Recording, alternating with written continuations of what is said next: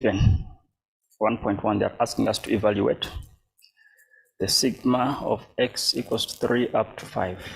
So which means the starting point must be x is 3, and then the last n must be a 5. So what we need to do, we need to first of all understand what does the symbol sigma mean. So sigma is more like a shortcut for sum, or sometimes we call it a summation. In other words, you must get the summation of all the terms of all the numbers within this sequence or pattern from x is equal to 3 up to 5. So I need to get that pattern or sequence, and I'll do that by simply replacing or substituting the x with a 3 for me to get the first term. Okay, so this is gonna be 2 times 3 squared minus 3 times 3 plus 1. So that is 9 times 2 is 18, minus 9 is 9 plus 1 is 10. Okay, and then I need my second term, whereby x now is going to increase to a 4. So 2 times 4 squared minus 3 times 4 plus 1. So that is 16 times 2 is 32 minus 12 is 20 plus 1. It's going to give us a 21. And then the last term, which is t3, that's where the x is a 5. So it's 2 times 5 squared minus 3 times 5 plus 1. So that's 5 squared is 25 times 2 is 50. 50 minus 15 is a 35 plus 1. I get a 36. Now, since they were telling me to do the sigma or the summation, which means I have to add up all these 3 terms. So that will be 10 plus 21 plus a 36. And then I end up with something like a 67. Okay, that is question 1.1. Then we move on to 1.2. We're being told that the third term of a geometric is 36. The third term of a geometric series is 36. And then the sixth term is this much. They want us to determine the first term and the common ratio. So from the question, I can summarize and say that T3 is a 36, and then T6 is a 777, 6. What do they want us to get? They want us to get the first term, which is the A, and then they want us to get the common ratio R. So we know that since it's a geometric, we need to use the nth term of a geometric, which nth term is Tn is equal to A R exponent n minus 1, whereby A is our first term and then R is our common ratio. So if I was to find the third term from the nth term, it will be like AR 3 minus 1, which is squared, or AR squared. Then I can substitute T3 with the 36. So which means, I don't know, let me just write it like AR squared is equal to 36. I can call this my equation number 1. And then I'll do the same with the T6. So we know that T6 is going to be AR to the exponent of 6 minus 1, which gives us a 5. And then where there is 6, I'll replace the 777, so which means my AR to the exponent of 5 is equal to 777, 6. Then I'll call this equation number 2. And then I have to solve the 2 equations simultaneously. Okay, for as long as it's a geometric, the recommended approach is you divide the 2 equations. Okay, so since this looks to be like the bigger one, I'll say equation 2 divided by equation 1. So it's like AR to the 5 is equal to 777, and then I'm dividing it by AR squared is equal to 36. Okay, so when I divide this, the A's are gonna cancel the A's, and then I'll be left with R cubed. And then if I'm to have 777 divided by 36, my answer is a 216. And then I can either take the cube root, or I can express the 216 with an exponent of 3. or in exponential format. So if I'm to take the cube root, my r is going to be 6. Okay, mind you, the question was asking for the r and the a. So having obtained our common ratio as a 6, we can use equation 1. Okay, so we can say substitute r into equation 1 to find a. So we are saying a, our r is 6 squared is equal to 36. So this will be a 36a is equal to 36. Divide both sides by 36, which means our a is a 1. So the first term of this geometric series is a 1, and then the common ratio will be a 6. Question answered. The next, we have question number 2. They're asking us to consider the figure below. Okay, have some drawings. They're telling us congruent regular hexagons. So congruent simply means these hexagons are the same, they are similar, they are equal to each other. Are arranged as shown in the diagram. The perimeter of one hexagon is 12 units. So we know that perimeter is the total distance that is around any given shape or object. So for a hexagon to have 12 units in perimeter, we need to first of all determine what each side is having before we can go on. So it's 12 divided by 6 sides, which is 2 units. Okay, so which means this is a 2, this is a 2, that is a 2, that is a 2, that's a 2, and inside there we have a 2.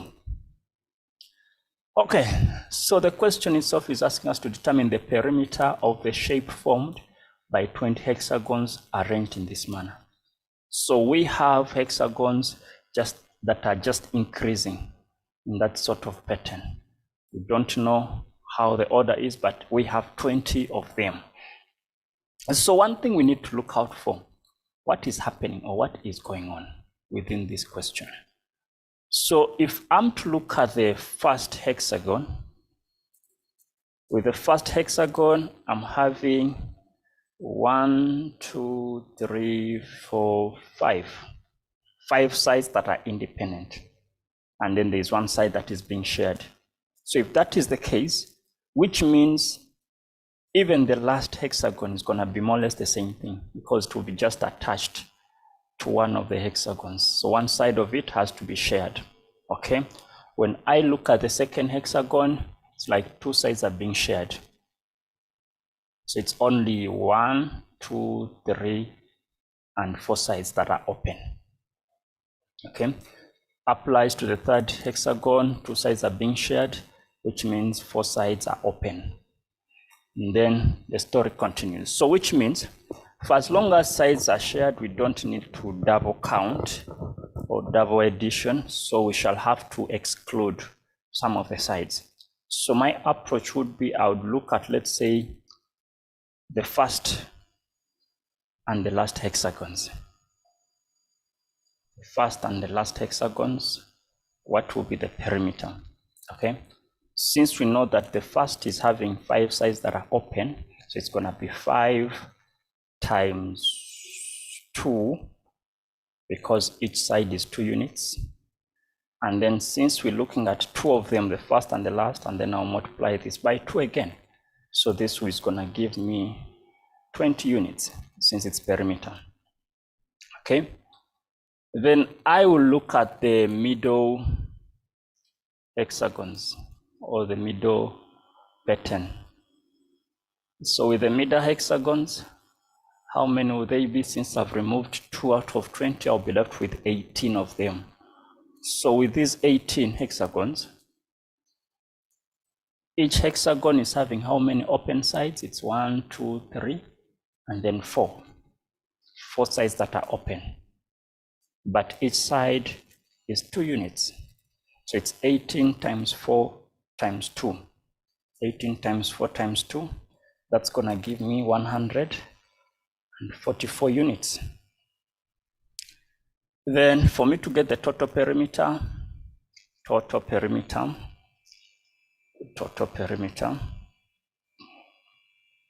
I'm just going to have 144 plus 20, which will give me 164. units. Now remember, for as long as it's perimeter, our point of interest is just the distance that is outside of the shape. The distances that are shared do not count in this case, just outside. Just focus on the outside only. Okay, so 164 becomes our answer. And then 2.2. They are telling us that the diagram shows a number of concentric circles. So concentrics, like circles that are originating from the same center. The radii of the largest three circles are given by 16 over 7, and 16 over root 7, and then 16 over 7 respectively. 2.2.1, they want us to show that the areas of the circles from a converging geometric, or we must show that the areas of the circle form a converging geometric series. So for us to do that, or to show that the areas form converging geometric, we need to remember the condition for convergency, that our common ratio must be between -1 and +1. The common ratio must be between this. Okay, so we've been given the radii, so we need to find the area of the first circle. We know that area of any given shape is given as pi radius squared. So that's going to be pi times 16 squared. And then when I look at the area of the second shape, it's going to be pi again, multiplied by 16 over the square root of 7 squared. So this simplifies itself to pi 16 squared over 7. When I do the same for area number 3, it's going to be pi 16 over 7 squared, which is like pi 16 squared over 49. So if this is my first term, second and third, because now my focus is just these areas, I need to determine the common ratio. And I know that for me to get the common ratio, I can get T2 divided by T1. So this is going to be pi 16 squared over 7. I'm dividing it, I'll just say times 1 over pi 16 squared, because I'm dividing by pi 16 squared, and then I change the sign to multiplication, which will be that. So this is going to cancel that, and then I'll be left with 1 over 7. Now we know that 1 over 7, when you just change it to a decimal, is 0.142 something, which is in between this condition. So since, okay, we can just draw a conclusion that since -1 is less r is less 1, then the sequence converges or will converge. Sequence converges or will converge since the common ratio is between that interval. Okay, and then we look at 2.2.2. So from the same question again, they want us to determine the sum to infinity of this series. And then they want us to round off the answer to the nearest whole number. Okay, so we know that from the previous question, our first term was the first area, which is pi 16 squared.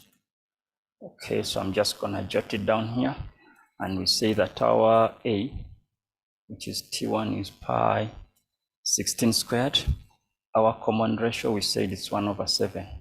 And we know that from the formula of sum to infinity, it's A over 1 minus R. Our A is pi 16 squared over 1 minus 1 over 7. So if I put this into my machine, into the calculator, I'll have pi 16 squared 1 minus 1 over 7. And then I'm getting 938,289.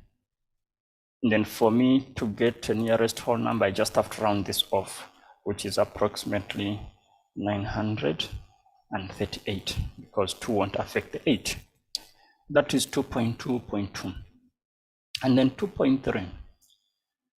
2.3, consider the sequence, which sequence is having 12. We have 9, there's a 4, there's a -3, and then there's a -12. Consider the sequence, and they're asking us for the nth term. So which nth term is also the rule or the formula. Now, we don't know whether this sequence is arithmetic, we don't know whether it's geometric, and we don't know whether it is quadratic. So we need to first of all test it and see. If we try to do the division, 9 divided by 12, okay, 9 over 12 is gonna give me 3 over 4, okay? What if I try 4 divided by 9? Do I get the same thing? 4 divided by 9, I don't get 3 over 4, which means it's not a geometric, okay? We said 9 over 12 is 3 over 4, and then 4 over 9 is not the same as 3 over 4. So geometric is out. What if we tried arithmetic? We remember arithmetic must have the same constant difference. What is 9 minus 12? That's a -3. Okay, and then 4 minus 9, that's a -5. So still, it's not an arithmetic. So we're just gonna change that. And let's try the last option, which is the quadratic. So we're saying T2 minus T1 must give us our first difference. Okay, so 9 minus 12 is a -3. And then 4 minus 9 is a -5. And then -3 minus 4 is gonna be -7. And then the story continues. -12 minus -3 will give us, what does it give us? -12 minus -3. It's 9, eh? Negative. Okay, so we know that this first difference is not the same, it's not constant. So let's try to check the second difference. So -5 minus -3, that's a -2. And then -7 minus -5, which is also -2, which means this is a quadratic sequence. So we know that with a quadratic sequence, the second difference is going to represent our 2a. Okay, second difference is representing 2a. The first term of the first difference is going to represent 3a plus b, and then the first term of the quadratic will represent the an squared plus bn plus c. Is that true? Is that true, guys? No. Is that true, the an squared plus bn plus c? No, it's supposed to be a plus b plus c. Okay, so we know that the general term of a quadratic is the an squared plus bn plus c. Then let's start by finding the value of a. So with the value of a, I'll just get the 2a, and then I'll equate it to the second difference, which is -2. Divide both sides by 2, which means our a is a -1. I'll get this -1 and then substitute it into that second part. So 3a plus b, we said equated to the first term of the first difference. Now if our a is -1, that's 3 times -1 plus a b is equal to -3.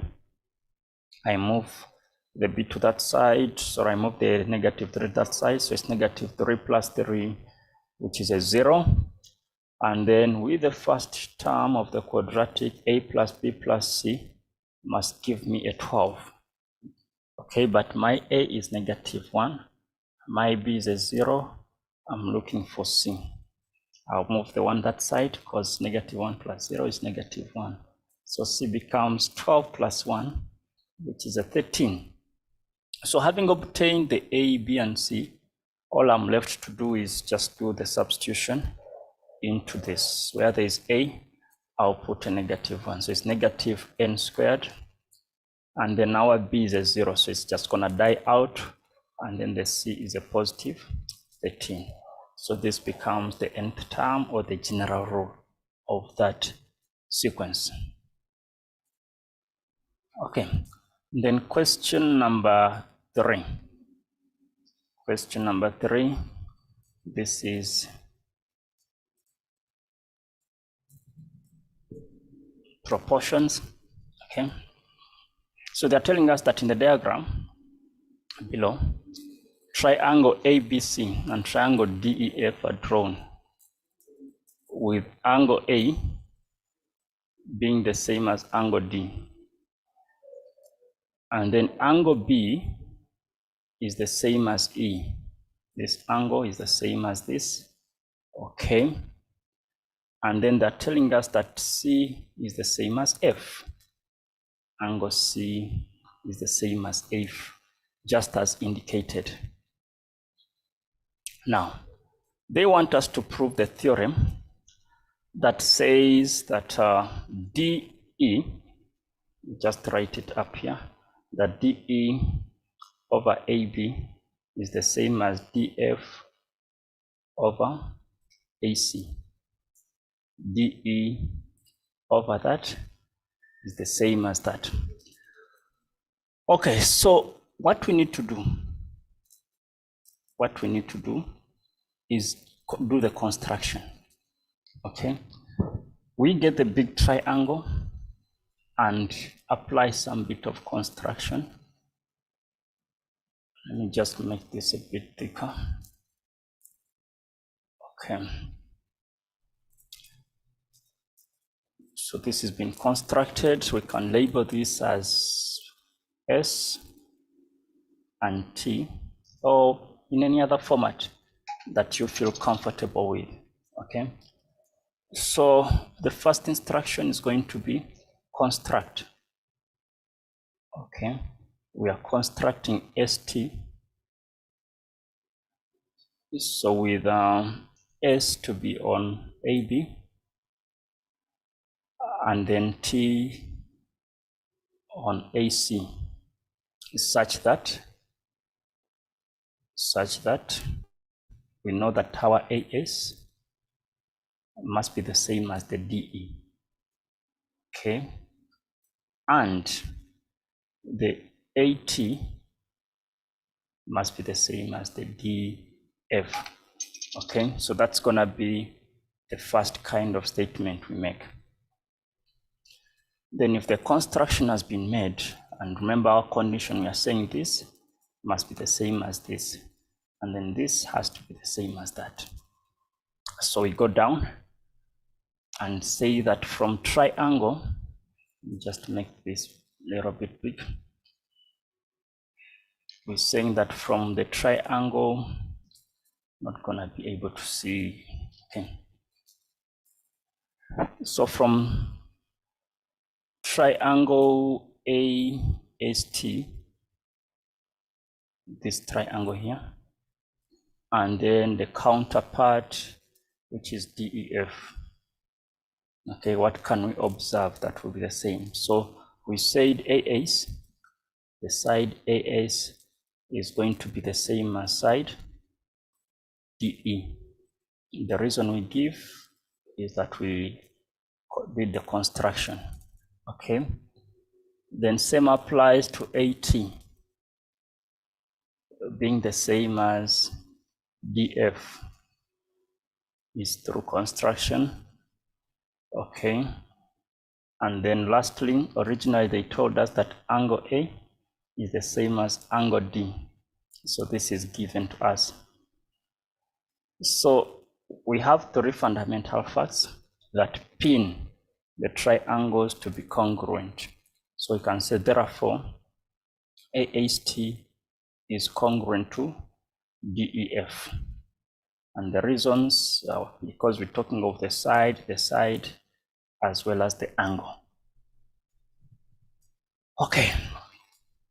And then from there, we need to know that if this angle here is labeled as, let's say, S1, this angle is going to be the same as this angle E. Okay, so it's saying S1 is the same as this E. The reason for that, the triangles are congruent still, so that is congruency. Then let me just erase the top part here, just to create more space.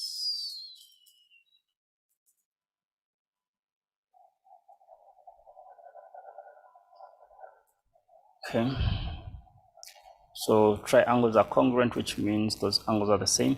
And then on top of that, we were told that angle E is the same as angle B. Remember, initially in the original statement.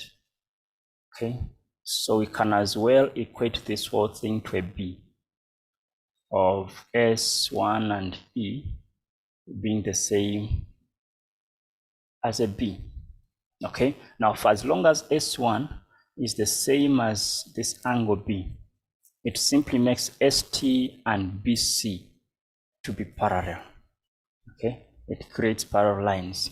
So we can say, therefore, it's a continuation, ST is parallel to BC. What type of angles are S1 and B? Those are corresponding angles. Angles that are corresponding must always be equal. Okay, then having proved all of that, then we can apply our principles of proportionality and say that if we get the AS, we divide it by the AB, it should be the same as someone that gets AT and then divides it by the AC, the big triangle. Okay, but what reason are you gonna give? We're saying line that is parallel to one side of a triangle. One side of a triangle. But we said that DE is the same as AS. Where there is AS, I can just replace it with DE. So DE over AB is the same as, remember we said AT is the same as DF. So that I'm gonna say DF over, excuse me, I'm saying it's DF, okay, over the same AC. Okay, and that's what the question wanted.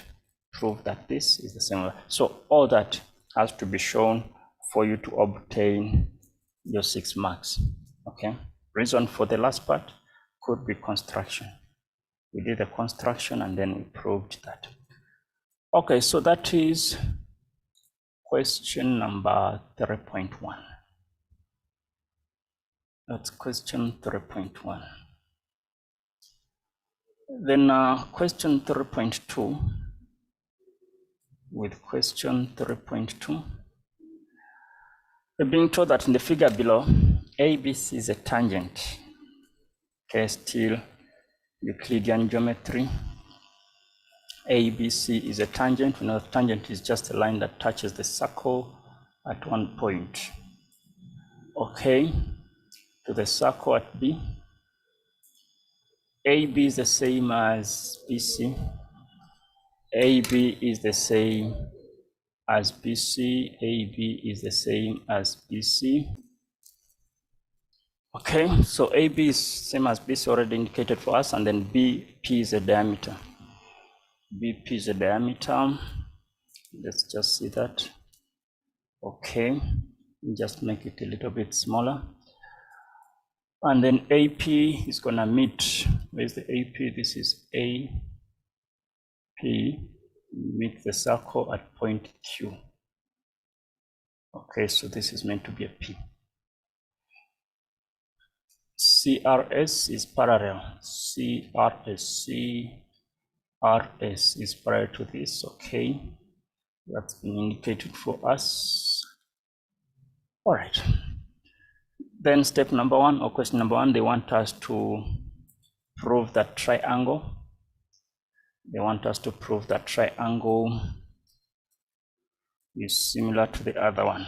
Triangle BCR is the same as triangle SPR. Sorry, is similar to SPR. So when triangles are similar, sizes may differ, but then there are properties that are the same.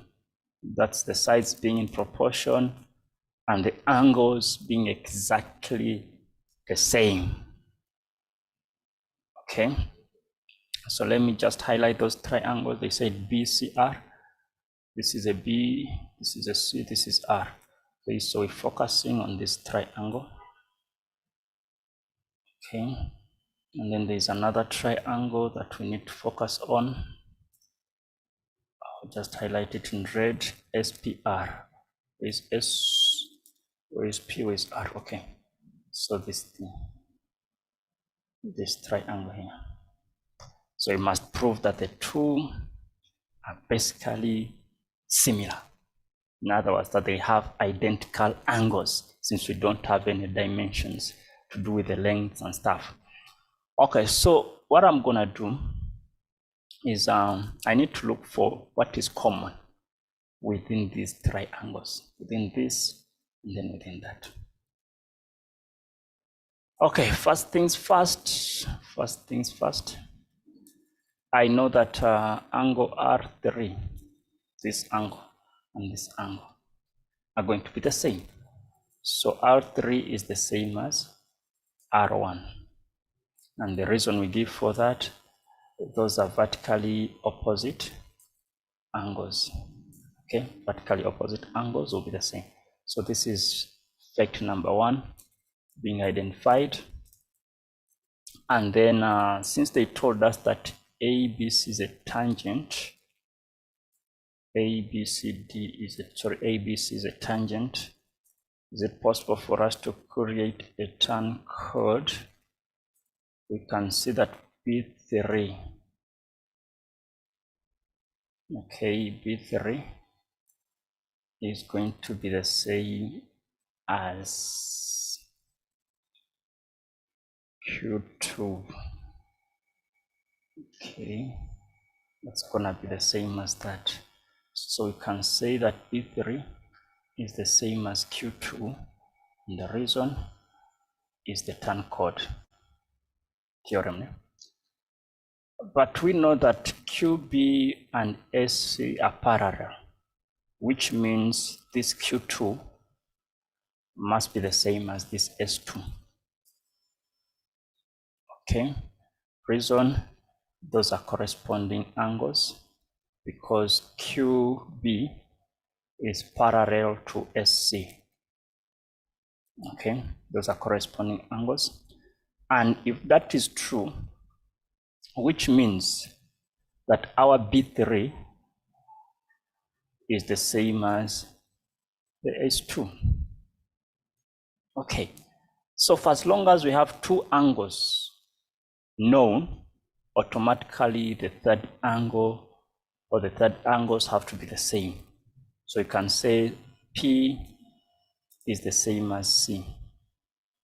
Angle P will be the same as angle C. Sometimes we say the remaining angle of a triangle or the third angle of a triangle, third angles of a triangle. So we have 3 facts. Okay, this is fact number 1, fact number 2, and then fact number 3. So for as long as those 3 facts have been identified, then we can just draw the conclusion that therefore triangle BCR is similar to triangle SPR. Reason, we're focusing on the angles only. Angle, angle, angle. So that's how the 5 marks would be obtained. Okay. And then 3.2.2. 3.2.2. They are asking us to prove that 2RB times SP is the same as SR times CA. Okay, 2RB times SP is that and that and that. So from what we have observed, or from what we have identified in the first question, we can say that if we get a BC, we divide it by SP. Remember, these triangles are more or less the same. So if I were to draw just the sketches of them, this is R3. Okay, this is B3. I'm sorry for the way I'm putting it, but then this is a C. And then if I'm to draw exactly the same thing, to something like that. So it said B3 is the same as S2. And then R3 is the same as R1. And then this is going to be a P. Okay, then I can do the comparison of the sides. So I'm saying if I get my BC and then I divide it by my SP using corresponding sides, it will be the same as someone that gets BR and then divides it with SR. Okay, so this length and this length, this one with that one. Okay, reason for that is that angles that are parallel within the triangles, or it's basically the similarity kind of thing, or the angles that are proportion. It's fine, proportionality theorem. Then from there, we know that BC is a half of AC. That BC is a half of AC. They told us that the sides are equal. So what this gives us, therefore, is that if we have our AC divided by 2 SP is going to be the same. Remember, our AC now, we are replacing BC with the AC because we know BC is a half AC, so it's just that. Is equal to just the same thing, BR over SR. Okay, then we do the cross multiplication. So if we cross multiply, we know that our AC times SR is the same as 2 times BR times SP, which is just the same thing as what they gave us. So that means I can just rewrite it and say 2RB times SP is the same as SR times CA, just moving it around. So that is how I would have worked that out. Okay, that's what the question asked for. Okay, then 3.2.3. Okay, they're telling us that what if BR, or the ratio of BR to RP, is 2 to 3? What if the ratio of BR to RP is 2 to 3? Calculate the ratio of AQ to QP. Calculate the ratio of AQ to PQ. Okay, I'll just go back to the question. AQ to PQ. So they want us to look at AQ and then PQ. The question was telling us that, let me just change this to a green. Okay. BR to RP. BR, where is BR? From here up to here is a 2. And then RP from here up to here is a 3. Okay. So what are we going to do? So we know that if we say BR over RP is being given as 2 over 3, the reason It's given to us. What if we compare QS from here and then SP also? If I decide to focus on the triangle QBP, so that is going to be QS divided by my SP. QS divided by the SP is the same as BR divided by my RP. But since I don't know the measurements, I can just use the letter X probably. So that will be like 2X over 3X. And the reason is going to be the proportionality theorem for a line is parallel to one side, oh Lord, of a triangle. So line parallel to one side of a triangle, because these were parallel lines. So automatically the proportionality theorem does apply. Okay, then from there we know, I'm just gonna drag this down. Okay, but before I go there, if I decide to compare AQ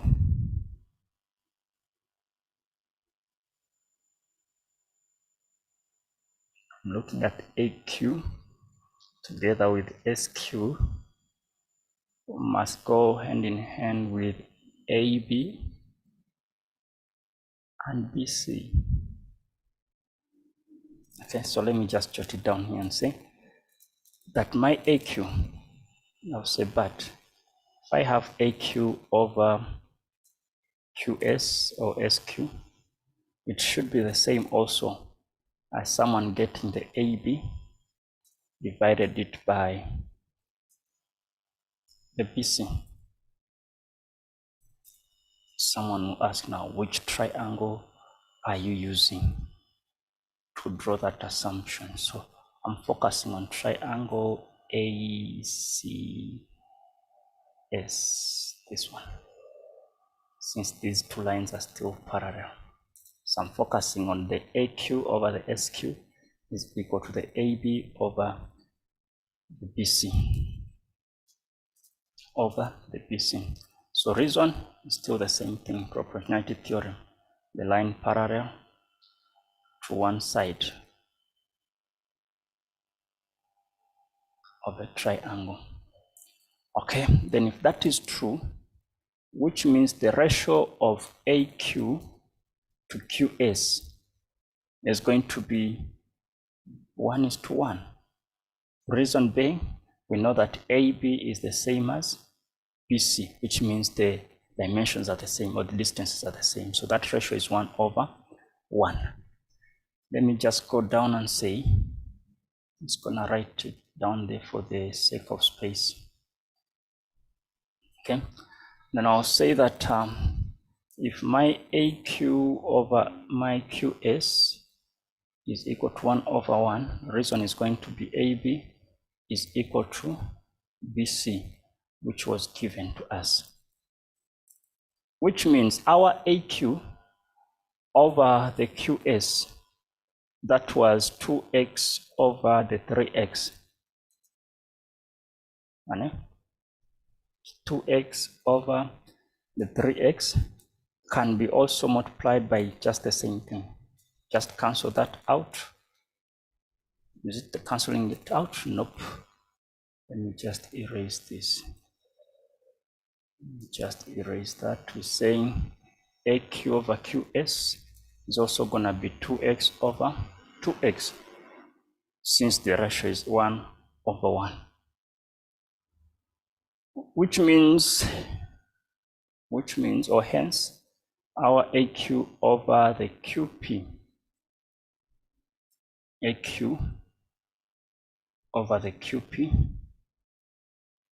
AQ over the QP, because we said AQ is 2x, and even the QS is 2x, since these two are equal. So how many x's are we going to have for QP?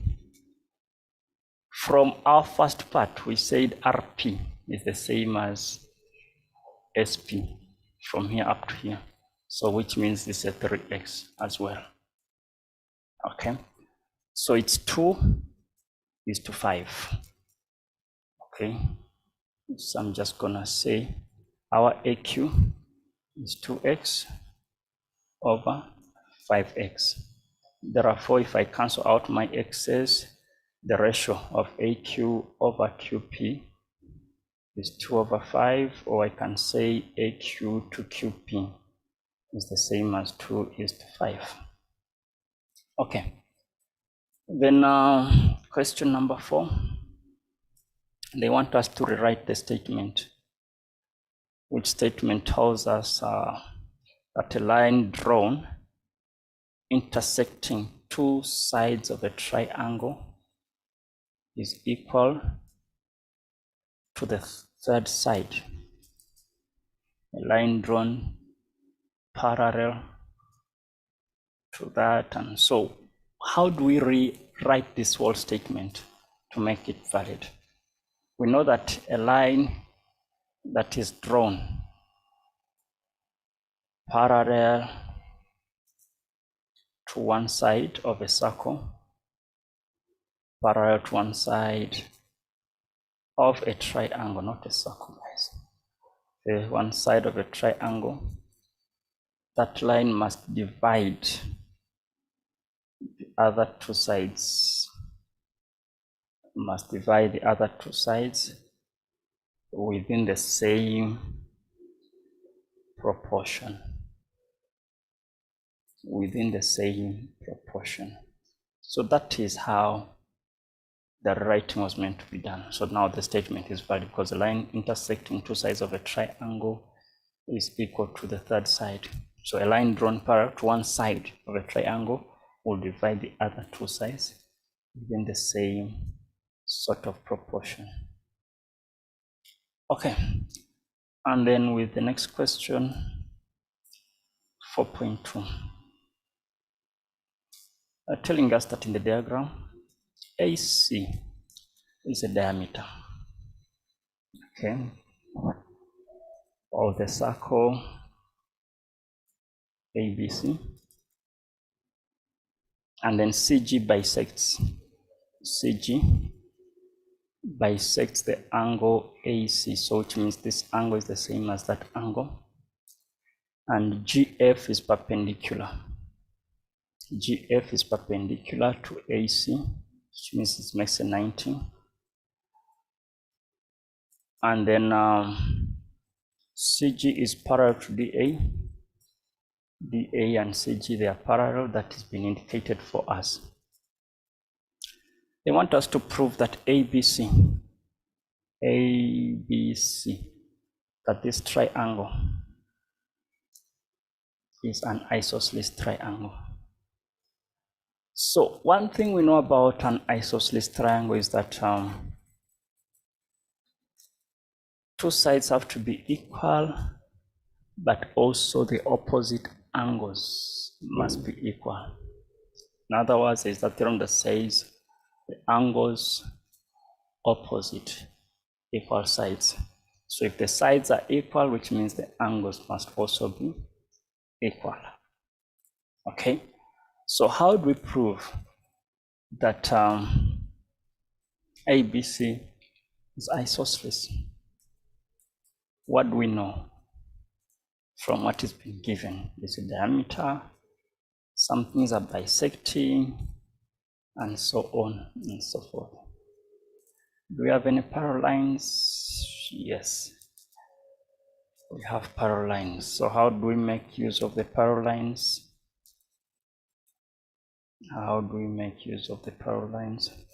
So you can say that A1, okay, it's going to be the same as C2. This angle is the same as this angle. Okay, so I'll say A1 is the same as C2. Reason, those are alternate angles because the side AD is parallel to CG. Okay, but we know that C2 and C3 are the same. Okay, that was given to us in the statement where they talked about bisecting, where they said CG bisects this angle. It means those two angles are equal. So if they are bisecting, which means our A1 is the same as the C3. Okay, A1 is the same as the C3. Okay, then now we're saying C3 is going to be the same as D. Okay, we're saying C3 is going to be the same as D.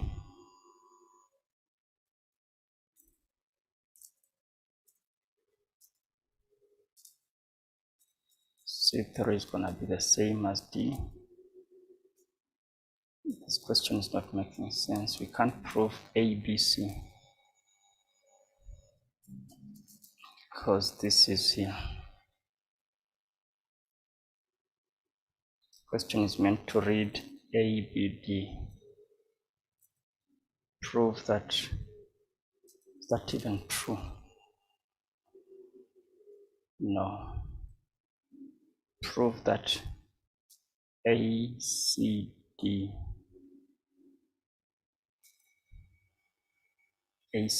not ABC. Okay, no, it's fine. Let's continue. So it's saying C3 is going to be the same as D because we know that those are corresponding angles, because the same lines AD will be parallel to CG. Okay, so if that is true, we know that this angle was the same as this angle, but the same as this angle as well. So which means it's ABC, that is an isosceles, not the other way around. Okay, and the reason is going to be the sides that are opposite equal angles. So which means the length AC is the same as the length CD. Okay, so that is 4.2.1. And then 4.2.2, they want us to prove that BC over that is equal to that over that. So from the proportionality theorem,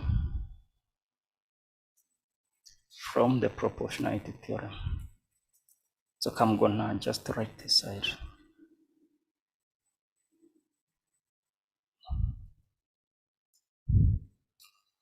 Okay, so we said this was ABC or ACD.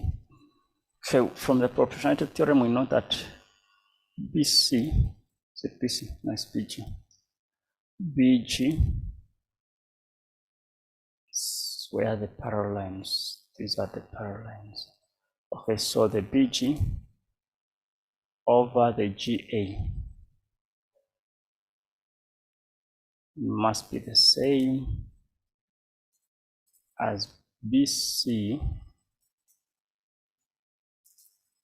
okay, over CD. BC over CD. So in other words, we're saying that if we focus on this, and then this is our parallel line. So this over that must be the same as this over all of that. Okay. And the reason is going to be line parallel to one side of a triangle, which means AB is parallel to that. But we know that our CD is the same as the AC. The reason that's going to be sides that are opposite, because CD is going to be the same as the AC. We just proved that it's an isosceles triangle. So for as long as the sides are the same, which means instead of us using the CD, we can just use the AC. So it's going to be BG over GA. It must be the same as BC over AC. So where there is CD, can replace the AC. And then that is proved.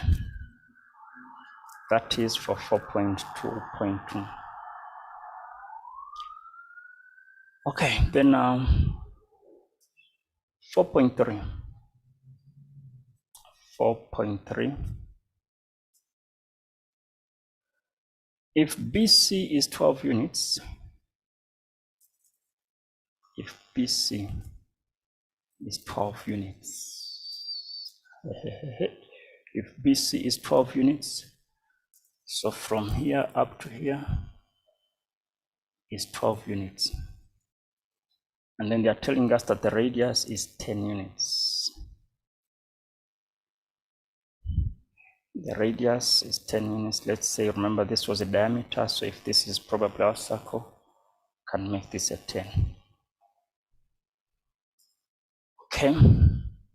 So one thing we know, if this is a circle and this was a diameter,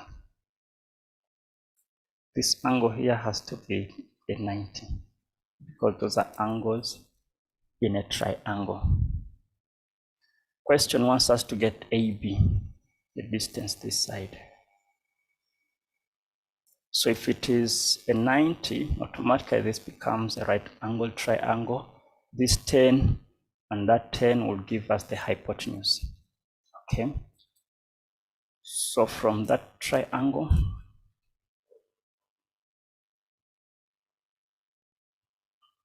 we have a 10 and a 10, which is a 20, and then that's a 12. Let's say that is our AB that we need to find. It's AB. Let's see. Is that what they said? Call this A. Call this C. Call this AB. BC is 12. They want us to get, I'm switching it around, guys. The diameter is AC, if I'm correct. Okay. Diameter is the AC. So saying this is AC. And then this is B. Okay, so this is what we need. So from your Pythagoras theorem, we know that AB is going to be the same as AC squared minus the BC squared under square root. Just put it there, because it's meant to be AB squared. Okay, so that's the square root of 20 squared minus 12 squared. And then what do I get? 256. Square root of 256 is 16 units. Okay. So which means the distance of AB is 16 units. And then 2, they want us to get the length of AG. Where is AG? So from here up to here. So if this is 16, we need to find this shorting one. So you can still use that proportionality theorem of ours that we discussed in the previous part, okay, where we were looking at BG over GA, and then yeah, we can compare it in that format. I think that will be quicker and a little bit easier. Okay, so what I'll do, I'm just going to say that if I have my AG over AD, it should be the same as my DC over BD. I'm saying AG over AB is the same as DC. Okay, from here up to here, being the same as that. Okay, so we know that our AG is what we need, but our AB that we got is a 16. Our DC is a 20, because we just looked at it, because we say this side is the same as that side from the first part that we're proving. So it's a 20 over BD. Where is BD? The distance from here out here. So 20 plus 12 is a 32. Okay, so just to write it down and say AG over 16 is equal to 20 over 32. I cross multiply, which means my AG is 20 over 32 times 16. And that gives me 10 units. Okay, question number 5 that talks about some bits of trig. Question 5 to do with trig. We're being told that if the sine 61 degrees is equal to the root of m, they want us to determine the following in terms of m. Now, in most cases, for such questions, we advise people to just draw, even if it's just a small sketch of a right angled triangle. Okay, so if that is our 90, and let's say this is our 61.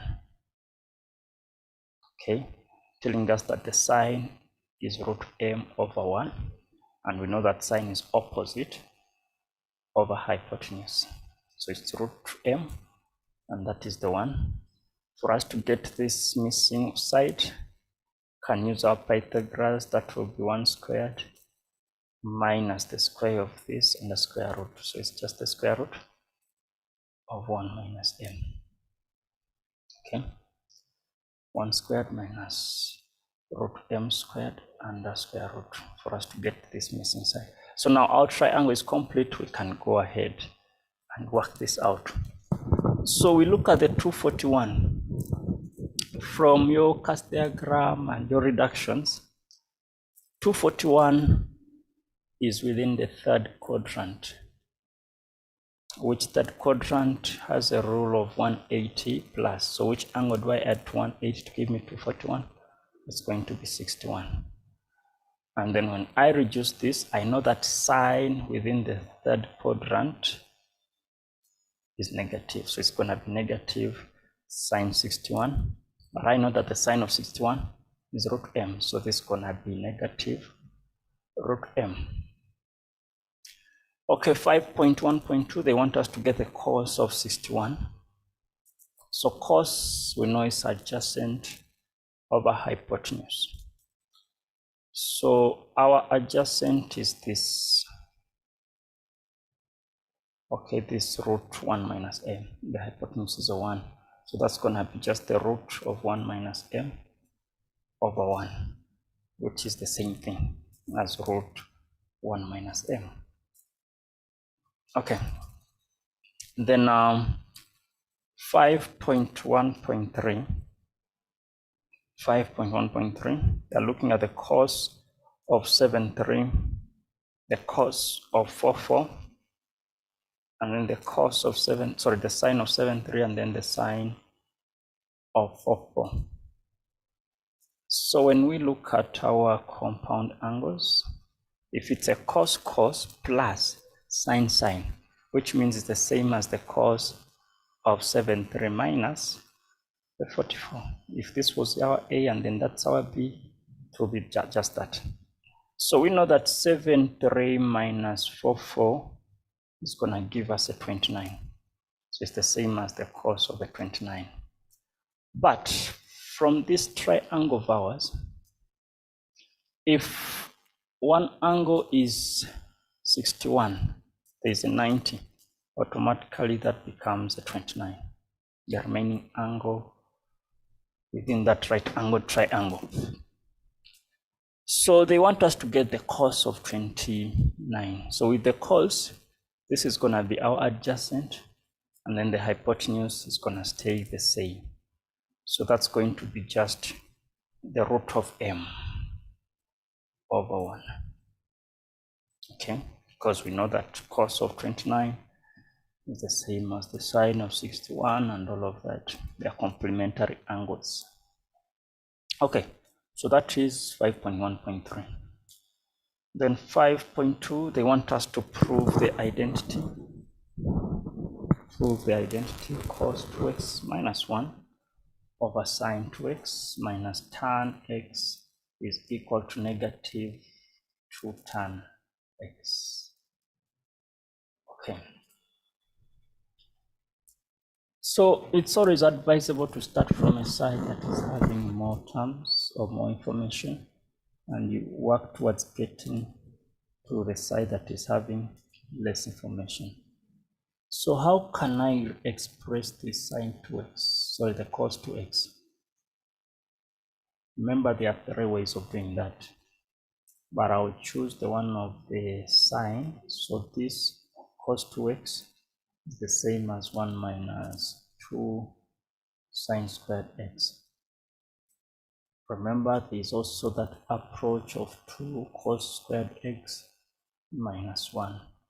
And there's also that cos squared x, which is cos squared x is a plus, x minus sine squared x. So from these 3, you can choose any that you want to use. Remember, the right hand side is only a tan. Okay, so for as long as it's like that, I'm just gonna change this. I think I can go with this second one and say 1 minus the 2 sine squared x minus 1. I'm gonna divide this. I know that this identity of sine 2x is the same as 2 sine x cos x. I'm subtracting tan. I'm gonna change this tan into the sine x over the cos x. Okay, when I simplify what is on top here, this one is gonna cancel this one, and then I'm just left with a negative 2 sine squared. So 1 sine squared is gonna cancel this 1 sine x. So 1 sine x will cancel 1 sine x, and then the 2 will also cancel the 2. So I'm only gonna be left with negative sine x over the cos x, and I'm subtracting the sine x over the cos 2x. Oh, there was no need of even me converting that. It's okay. It's fine because I see it's still a tan. I can change this to a negative tan x minus tan x, which gives me negative 2 tan x, and then I'm done. So I've just proved that the whole of the left hand side is equal to the right hand side. Okay, that's quite easily done. Okay, then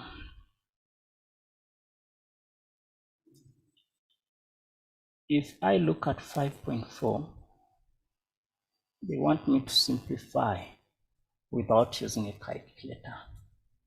So with this, still it's a combination of reduction formulas and all of that. Okay, for 7 marks. Now with these ones with the alphas, we're gonna express them as reductions and stuff.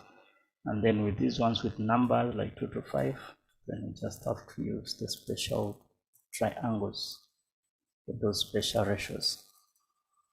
Okay, let's see. I'm just gonna expand this. So that is a sine 360 minus alpha times the cos of 90 plus alpha. And then I know that 225 is in quadrant number 3, which is 180 plus 45. And then I'm dividing this. I know that it's going to be 1 minus the cos squared of negative. Oh, it's okay. can put this in brackets. Then let me reduce in the next step. I know that 360 minus is in the fourth quadrant. In the fourth quadrant, the sign is negative. So that's a negative sine alpha. Then the cos of 90 plus, these are complementary angles if it has a 90. So that's going to be negative sine alpha. And then the tan within the third quadrant is positive. Okay, so that is tan 45. And then I'm dividing this by 1 minus the cos of a negative angle is the same as the cos of a positive angle. So that will just stay the same as 1 minus cos squared alpha. Okay, then I can simplify what is on top. You know that a negative and negative will give me a positive because I'm multiplying. So that's positive sine squared x times the 1. Okay, because tan of 45 is the 1. And then I know that 1 minus cos squared from this identity of sine squared, let's say x plus cos squared x is equal to 1. 1 minus is going to give me the sine squared alpha. What's wrong with x? It's alpha. Okay, so that and that is a 1. Then I'll cancel that. Everything is just going to reduce to a 1. So this will be my final answer. And that is how I would have approached this paper. All right, guys, thank you very much. Let's meet in the next episode.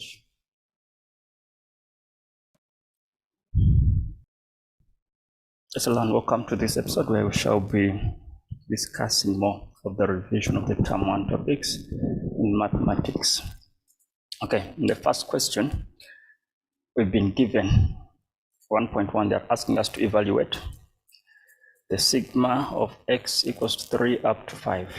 So which means the starting point must be x is 3, and then the last n must be a 5. So what we need to do, we need to first of all understand what does the symbol sigma mean. So sigma is more like a shortcut for sum, or sometimes we call it a summation. In other words, you must get the summation of all the terms of all the numbers within this sequence or pattern from x is equal to 3 up to 5. So I need to get that pattern or sequence, and I'll do that by simply replacing or substituting the x with a 3 for me to get the first term. Okay, so this is going to be 2 times 3 squared minus 3 times 3 plus 1. So that is 9 times 2 is 18, minus 9 is 9 plus 1 is 10. Okay, and then I need my second